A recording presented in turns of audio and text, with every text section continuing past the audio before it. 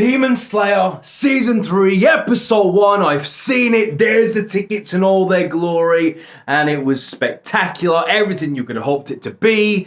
And I went there representing my boy Tengen proudly. Look at that. The most flashy shinobi to ever exist, to ever grace our screen. Bar none. You hear me? Bar none. It's undisputed. And he needs to be recognized for his greatness. Now, let's talk about Episode 1. Now, listen. I've tried doing this several times, actually, in a non-spoiler capacity. It's bloody damn hard, okay? I'll try my best to not go into too much detail and cover too much stuff that actually happens, but I can't talk about this without revealing something, so that's your warning, right? So here we go. Whew. Remember, I'm sure you remember, the end of Season 2, we had a Akaza, right? And he stood there in the Infinity Castle, and he's like, wait, if I've been summoned, then that means an upper rank demon has been defeated. And then it ended, and we was all like, oh, come on, man. You can't leave us like this. We all love seeing Muzan getting angry. Remember last time he got pissed off? Remember when Rui died? What he did to all the poor lower moons? You know, the lower Kizaki family. They all got wrecked and destroyed, didn't they? So I was very, very, eager to see what Muzan was going to do. And it's funny, because, look, the Infinity Castle is mental. I didn't realize how mental it was until this episode. It's just like a ever-moving, ever-changing labyrinth. It's absolutely nuts. And Ufotable, the animation, and I know we keep saying it, how great the animation is on Demon Slayer. We know. At this point, it doesn't even get points for it anymore, but it just keeps on raising the bar. It just keeps on making it better and better. Every time I think, you know what, the animation can't get better than that. They've peaked now. It's peaked. It's peaked.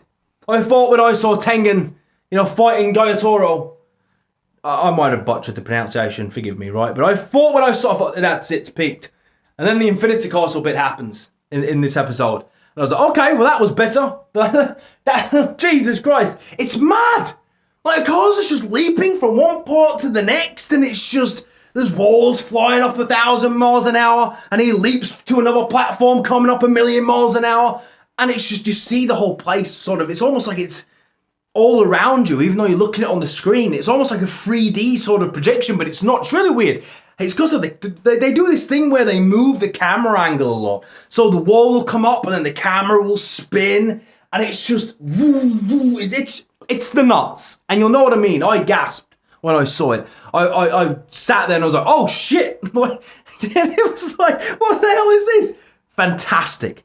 The Upper Moon demons though, they're funny. Because they all know someone's been killed, but they don't know who it is. They all figured, look, one of the Upper Six has died. So you can see them all sort of looking to try and figure out who it is. Probably some of them thinking, maybe I can get promoted out of this. Right, maybe now I'll be a high number. And they're like, okay, there's a cause, all right. Upper Three's still here, right? They're all secretly hoping the sword guy. Listen, I'm bad with names, right? The sword guy. They're all hoping he's dead. They're all like, I hope he's gone because we're never going to replace him, are we? But yeah, they all meet and it's great. It's cool to see the Upper Moons and actually see them properly, hear them speak, get a gauge on their personality traits, just sort of see what they're like. Rather than just being these big bad villains, we get to see a flair of who they are. And that's really fun. It's really cool to see, actually. The dynamic is so different, though. They are all so different. There's this weird fish guy, Upper Moon 5. He's mental. He has, like, these baby arms and, like, mouths where his eyes should be. Just weird-looking guy. What a strange sort of design. He lives in, like, a pot. It's like a weird genie sort of guy. Then there's Doma. I know the name Doma. He's my favorite. He's the jester, right? He's very playful. He's a bit of a troll. Very light-hearted. Very sort of carefree. Doesn't really seem to give much of a fuck, right? I like him. He's really funny. Akaza's very stoic, very serious, takes himself very seriously. I actually thought Akaza showed a lot of personality when he fought Rengoku, but since then he's been a bit of a miserable fuck, hasn't he? Then there's the sword guy. Wait, I'm going to try and say it. Is it Kokobashi? That's wrong, isn't it? It's not Kokobashi. But something like that. He has all the eyes. He looks like he looks bad man. then there's this scared one. He was really, really timid.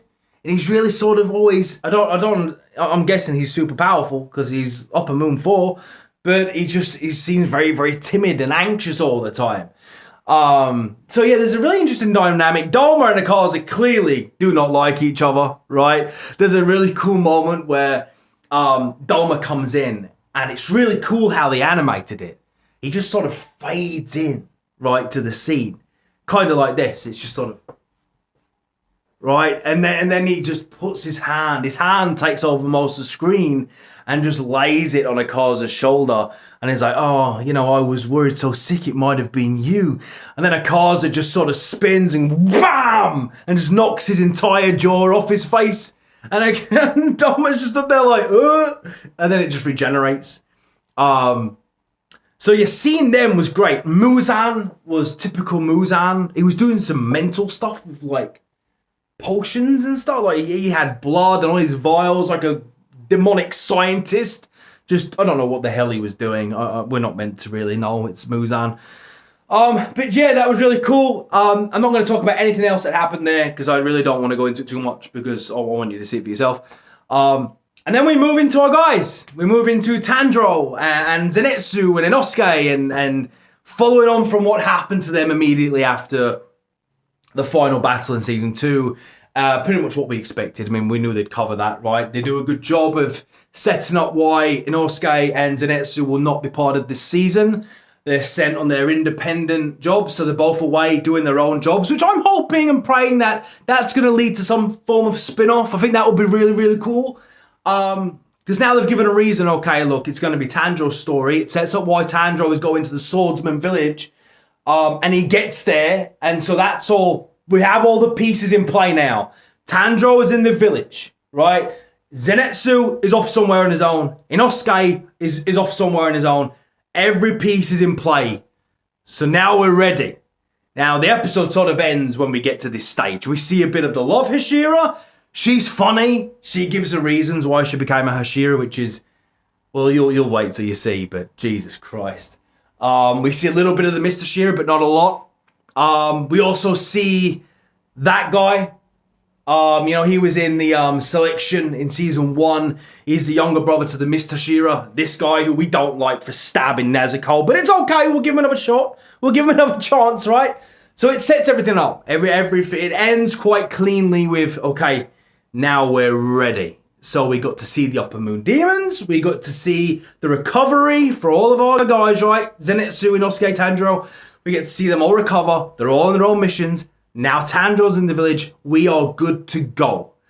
There's also something teased. I love Hashira tells Tanjiro, spoiler, that there's some form of weapon in the village that she's never found, but apparently it can make you more powerful. So now he's got his own little side quest going on to find this. So yeah, we're ready. I do hope that we get a spin-off. It'll be great. Maybe I was thinking perhaps it'll be a movie where it's like, okay, well, while all this was going on, Inosuke was doing this. An Inosuke movie or a Zenitsu or whatever it is. I'm just hoping we get to see what they were doing. So that's it. It was great. I absolutely loved it.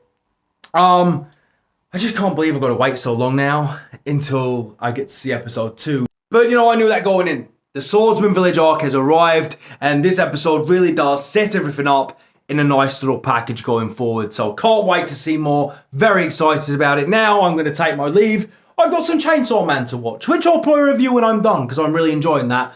What a weird show that is. Jesus Christ. Anyway, till next time, I'm Mr. B the Nerd. Like and subscribe if you like the content. If not, you don't have to. I mean, that's your choice to make, isn't it? I'm just a humble little YouTuber after all. Anyway, guys, take care.